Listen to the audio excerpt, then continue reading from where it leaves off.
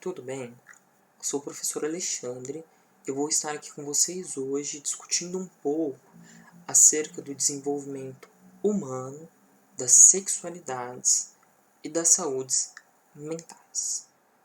Então, a ideia aqui é que a gente reflita um pouco sobre o que algumas bases filosóficas, psicológicas nos dizem acerca desse tema triádico, que envolve uma composição acerca dos desenvolvimentos humanos, sexualidades e saúde mental. A gente comece a discutir, para que a gente reflita com qualidade acerca desse tema, nós temos que começar atravessando alguns conceitos.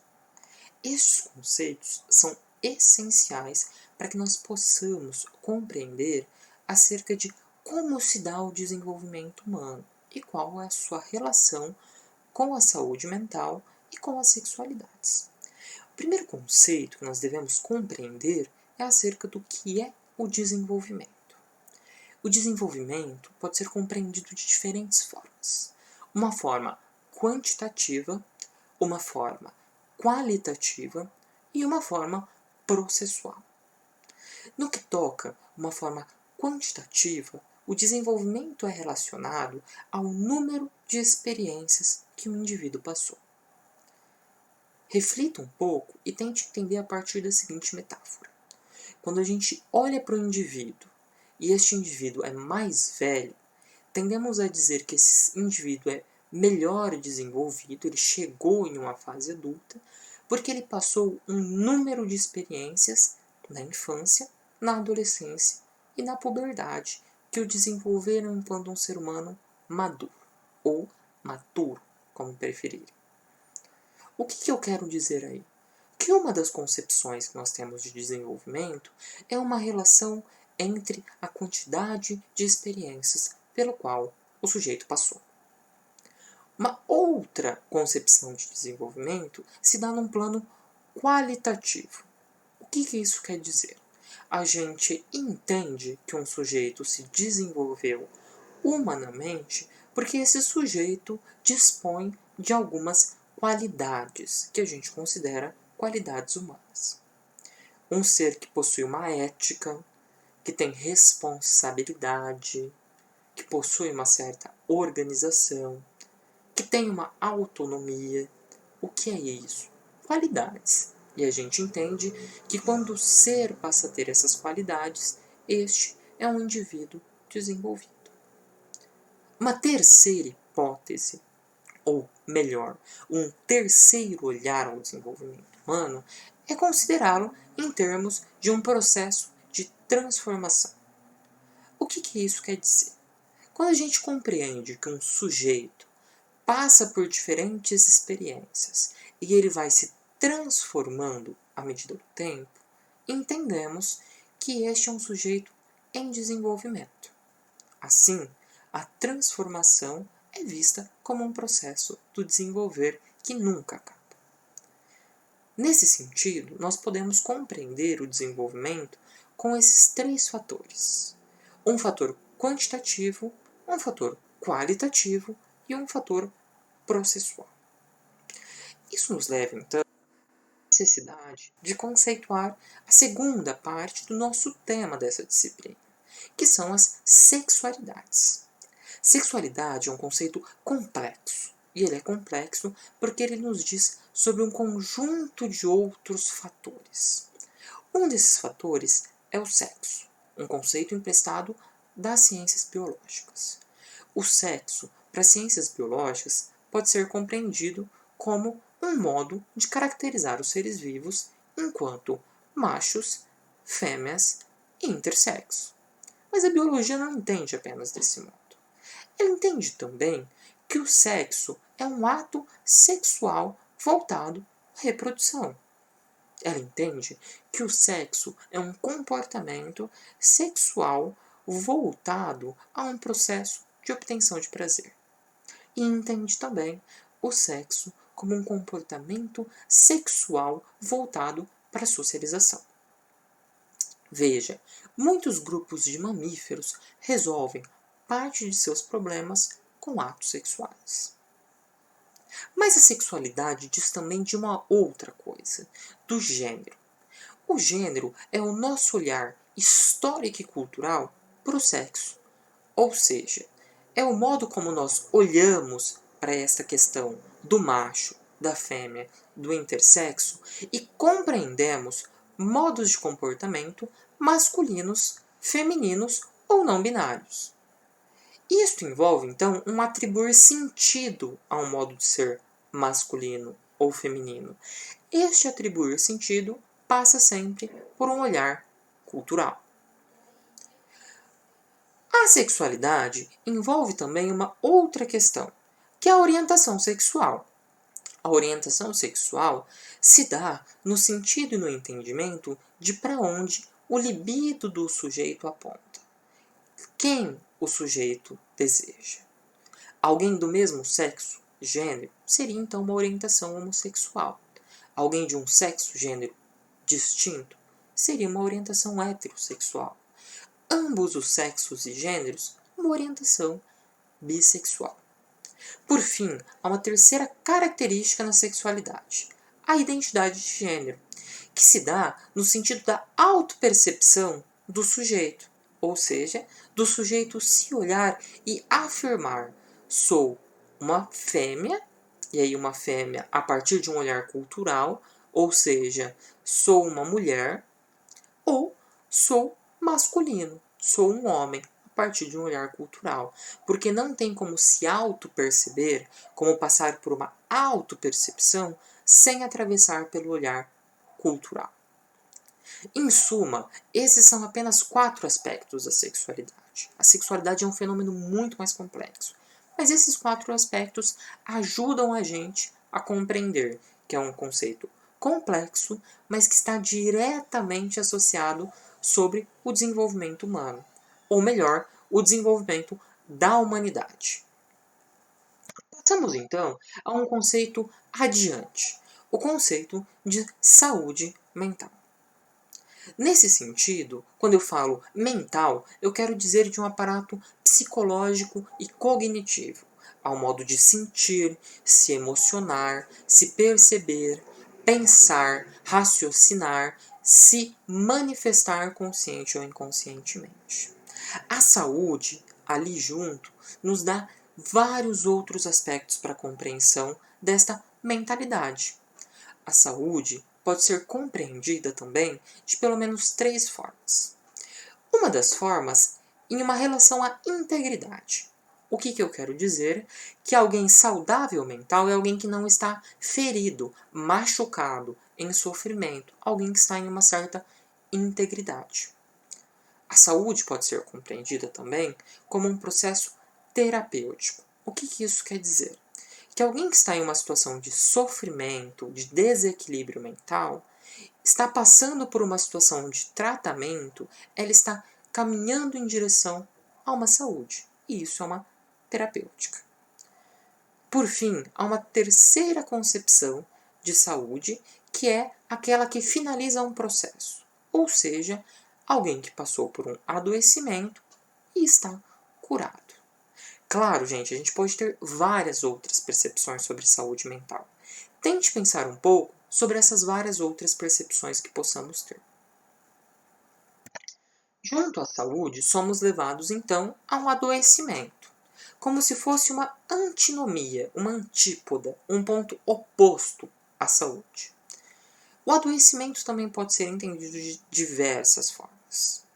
Uma das formas é a passagem de um estado saudável, ou seja, de um se sentir íntegro, para um estágio de sofrimento, ou seja, se sentir em baixa potência, se sentir como se algo estivesse machucando, se sentir como se a integridade tivesse desestruturada.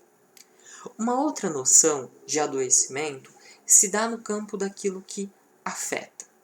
O adoecimento no sentido de algo que impacta, de algo que fere, e por ferir me leva a sofrer. Uma terceira percepção de adoecimento se dá no sentido daquilo que leva ao contrário da culpa, ou seja, em sensações de maus estares, em sensações de baixa impotência, em relações de um sentimento de quase caminhar para uma morte psíquica. Como a saúde mental, o adoecimento é polissêmico. Nós temos várias possibilidades de sentido. Inclusive, vocês conseguem pensar em outras possibilidades de sentidos para adoecimento mental? Reflitam um pouco sobre isso. Bom, há um terceiro conceito que nos é muito produtivo para pensar o desenvolvimento humano, a sexualidade e a saúde mental. E este conceito é o conceito de psi. O conceito de psi é basicamente um convite a um campo de saber, um campo de investigação científica que deriva das psicologias, dos estudos da mente, dos aparelhos psíquicos, da cognição, do desejo, do comportamento, de como processamos o modo que compreendemos o mundo. Podemos aqui situar 3 grandes campos. Um primeiro campo é o behaviorismo. O behaviorismo é um campo da psicologia que ele vai se preocupar em compreender os processos de desenvolvimento, sexualidade, saúde e adoecimento mental a partir do comportamento dos sujeitos. Ou seja, a preocupação é como o sujeito se comporta e como este se comportar pode estar então relacionado com o desenvolvimento, com a sexualidade, com a saúde e adoecimento mental. Um segundo campo é o campo da psicanálise. Um campo que vai se preocupar significativamente com como a constituição do sujeito e do seu aparelho psíquico se dá a partir do olhar para o desejo, para o consciente e para o inconsciente. Um terceiro campo que nos ajuda a pensar são os olhares Gestalt ou Gestalts. É um olhar onde a preocupação é tentar entender um fenômeno como um todo. E aí, a preocupação se dá no sentido de como interpretar e como se conscientizar acerca de uma determinada situação. O olhar aqui é para como o humano e as suas conexões possibilitam a conscientização e essa conscientização como um processo do desenvolvimento humano, da sexualidade, da saúde e do adoecimento mental. Claro, gente, que isso aqui é um olhar sintético para esses campos. Mas esses campos vão muito além dessas compreensões. Reflita um pouco sobre as potencialidades de cada um desses modos de perceber a questão do psi.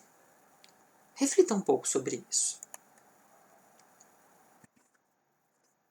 Bom, podemos dar continuidade pensando então em quais são as principais teorias do desenvolvimento, como essas teorias do desenvolvimento compreendem o mundo, compreendem a realidade e compreendem o desenvolvimento humano, a sexualidade e a saúde mental. Um primeiro olhar poderia ser voltado às contribuições que nos dá Skinner. Skinner é um pensador do behaviorismo, ou melhor, do behaviorismo radical. O behaviorismo radical ele é ancorado na análise dos comportamentos. E aí, até o sentir e o pensar são entendidos como comportamentos internos.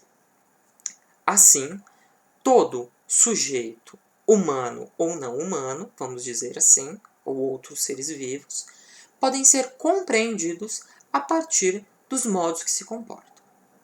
Claro que não é tão simples assim.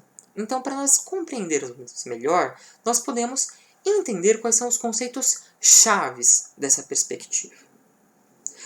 Há, então, um primeiro conceito chave que é triádico. Esse primeiro conceito é como compreender o ser vivo naquele processo e o seu comportamento. Para Skinner e seus colegas de área, nós compreendemos o comportamento a partir de 3 conceitos. Primeiro, o contexto onde o ser se encontra quando ele tem determinado comportamento. Este contexto envolve vários fatores. Envolve o pensamento, a sensação, o ambiente, quais são cada não humanos que estão nesse ambiente. Então, se tem uma luz, se tem um abajur, se tem uma água, se tem uma comida. Ou seja, aonde o ser está localizado. Poderíamos chamar também esse contexto de contingência, porque esse contexto sempre é singular e específico em cada momento da vida do ser vivo. Neste contexto, o ser vivo sempre age, e ele age se comportando, seja internamente pelos seus pensamentos, as suas emoções, as suas sensações, ou seja, interagindo com este contexto, pegando algo, levando algo de um lugar para o outro, competindo, flertando, enfim, várias são as ações possíveis. Essas ações, entretanto, sempre têm uma consequência, e o ser vivo percebe essa consequência. E esta consequência influenciará na composição do próximo contexto, da próxima ação e das próximas consequências, pelo qual esse ser vivo vai passar. Este é um primeiro modo de entender a análise do comportamento, compreendendo contexto, ação e consequência. Essas consequências elas estão relacionadas diretamente com outros conceitos.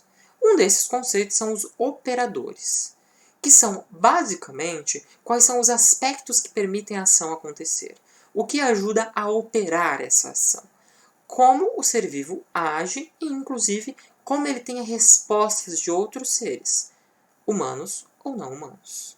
E a esses não humanos, inclusive objetos. Esses operadores estão relacionados ao modo como o sujeito está condicionado a agir, em quais condições permitem essa ação. E essas condições estão intrinsecamente ligadas a reforçadores. Esses reforçadores consistem em aspectos que vão influenciar a ação.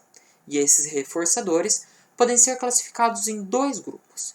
Reforçadores positivos, ou seja, reforçadores que vão incentivar que o comportamento se repita nas mesmas contingências, claramente, porque já tem-se uma noção ou uma percepção sobre as consequências, ou reforçadores negativos, que vão fazer com que a ação se modifique. Um bom exemplo para pensarmos é, por exemplo, quando nós estamos aqui, estudando.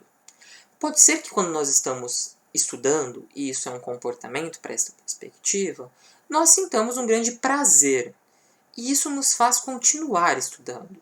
Ou seja, nós temos um reforço positivo. Ou pode ser que neste momento que nós estamos estudando, nós estamos em um momento, sei lá, de desemprego, e a gente quer estudar para a gente poder conseguir um outro emprego. Então eu vou estudar aqui, mas a ideia é que amanhã eu não precise ter este comportamento. Porque para mim aqui está sendo dificultoso, está sendo trabalhoso, está sendo difícil. Então eu vou terminar isso daqui só porque eu sei que amanhã eu não vou precisar fazer. Ou seja, eu vou mudar de comportamento. Isso é um reforçador negativo. Bom, para além disso, o comportamento, para esta perspectiva, pode ser compreendido em níveis. E Skinner vai separar para a gente, nos dar pista de 3 níveis para entender o comportamento.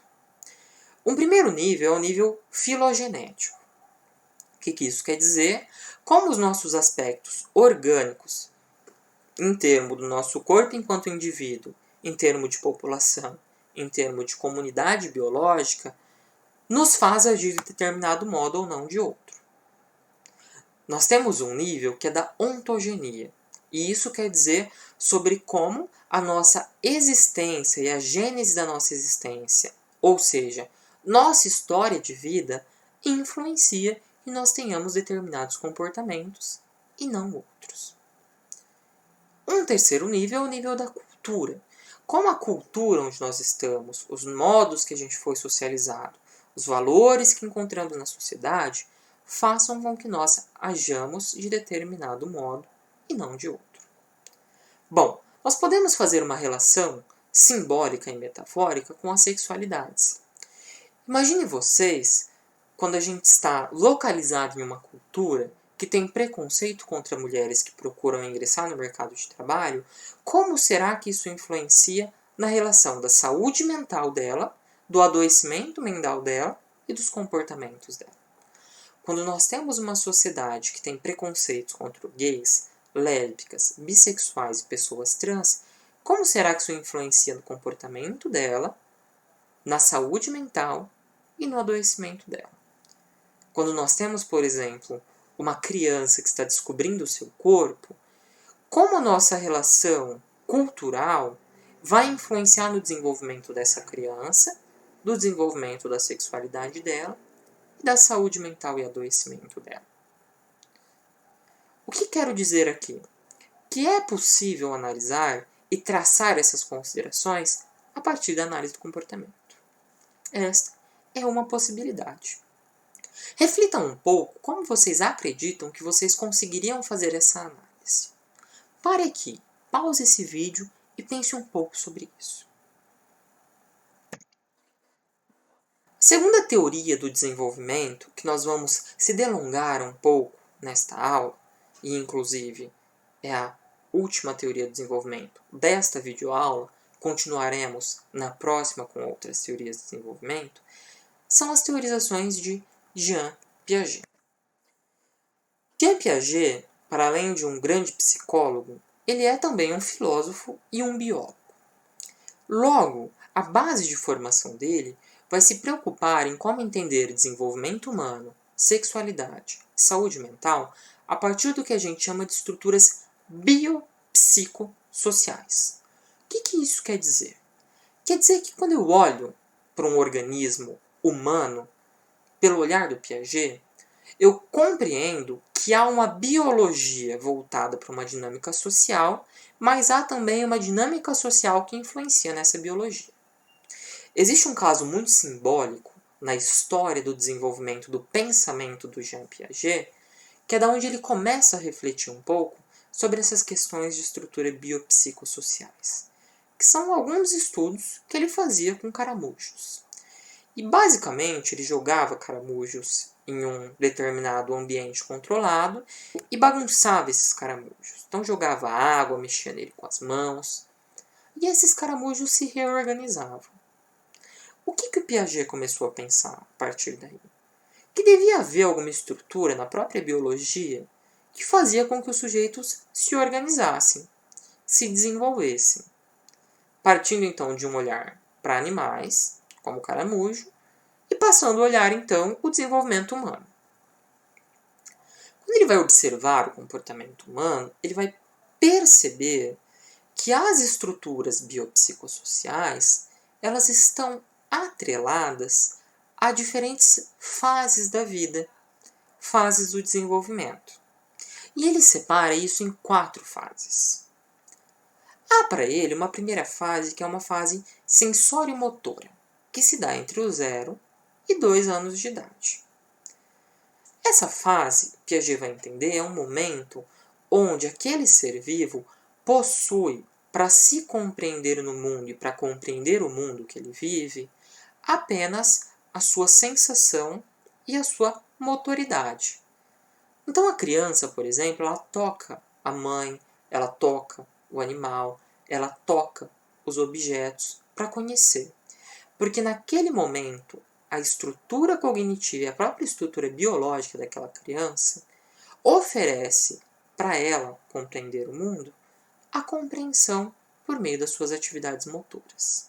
Inclusive pela visão e como ela sente a luz, o escuro, pela sensação, como o toque dela leve ao quente ou ao gelado.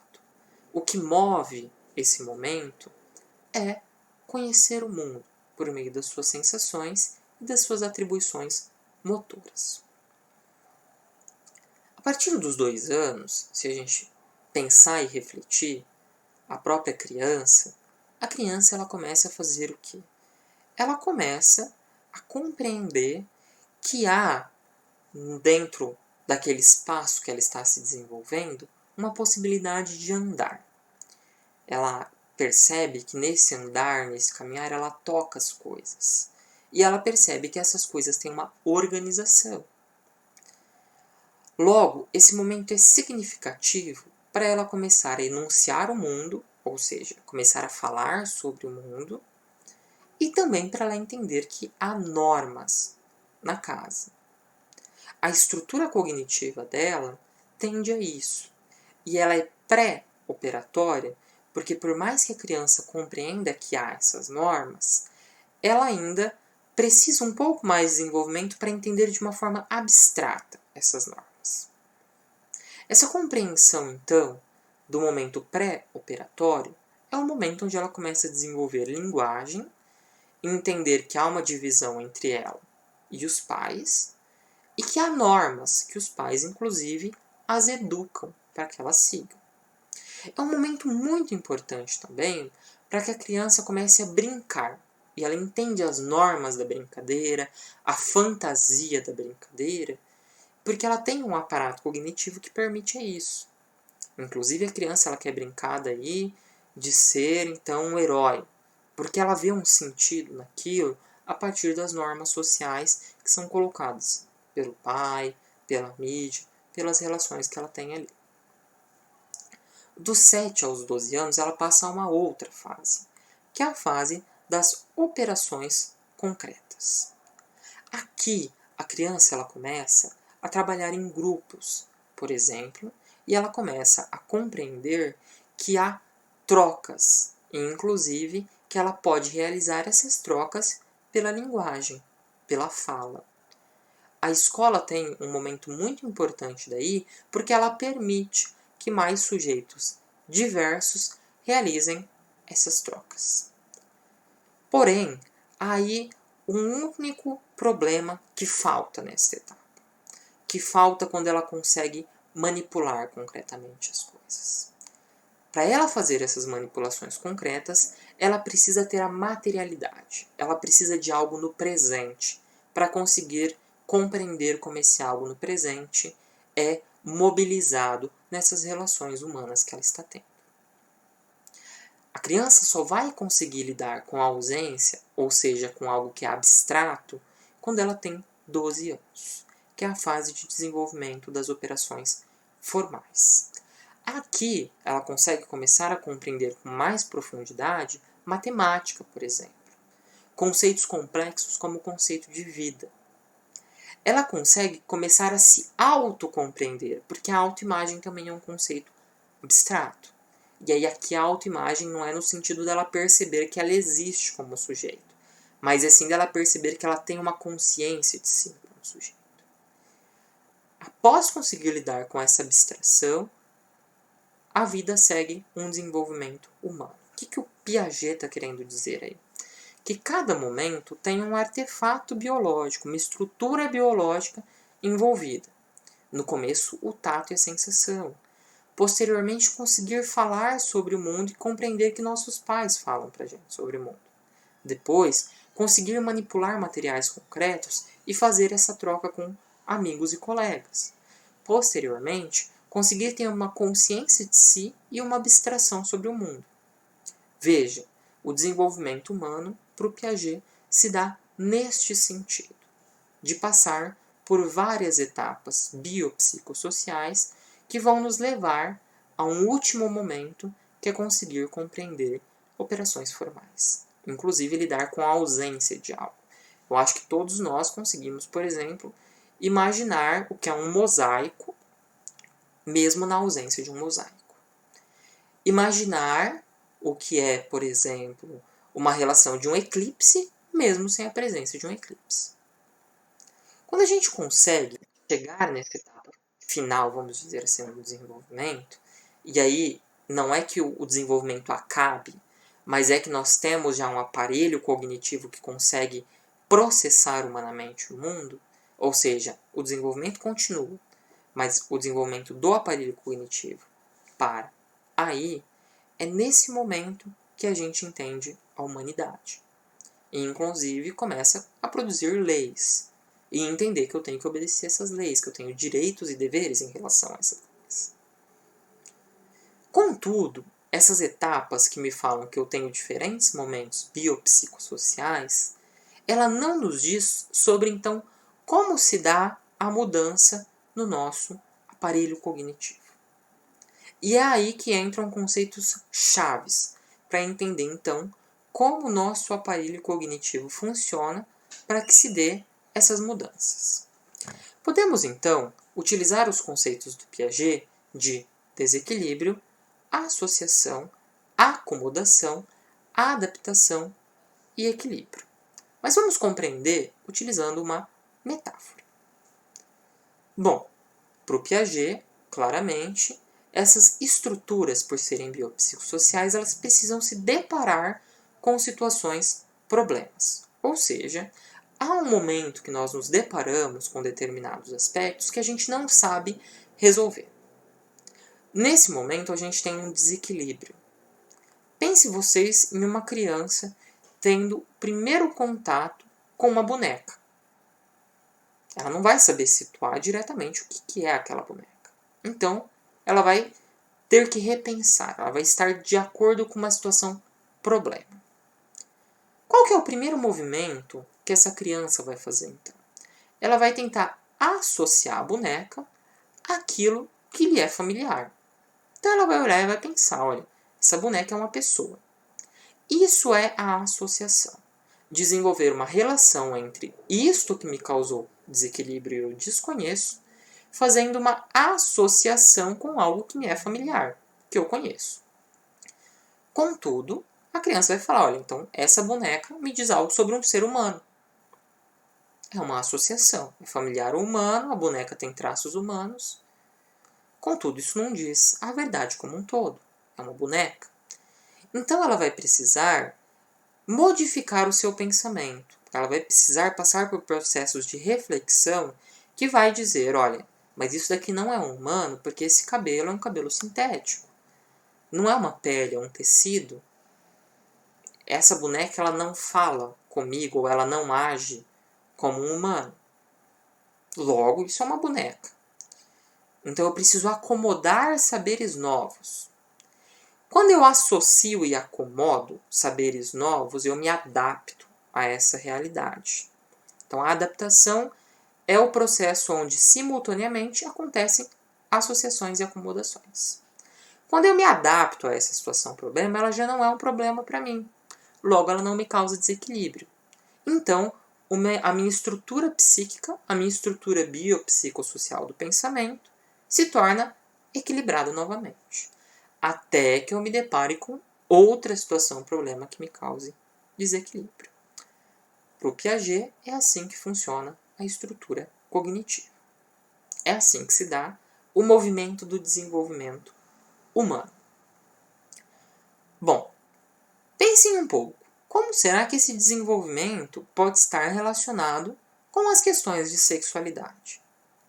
Será que os incentivos e as situações problemas que colocamos para meninos e meninas são os mesmos para gerar desequilíbrios? Será que as situações problemas que colocamos para um menino que tem traços afeminados, para uma menina que tem traços masculinizados, são os mesmos? Será que colocamos situações problemas para que eles não possam ser eles e expressar esse comportamento? Como será que isso afeta na saúde mental deles? Pense um pouco sobre isso. Tente traçar associações sobre como podemos utilizar essas contribuições de Jean Piaget para compreendermos o desenvolvimento humano, a sexualidade, a saúde e o adoecimento mental. Reflitam sobre. Gostaria de agradecer esse momento de diálogo com vocês e me colocar em disposição para sanar qualquer dúvida. Indicações de texto, indicações de leitura, indicações de palestras.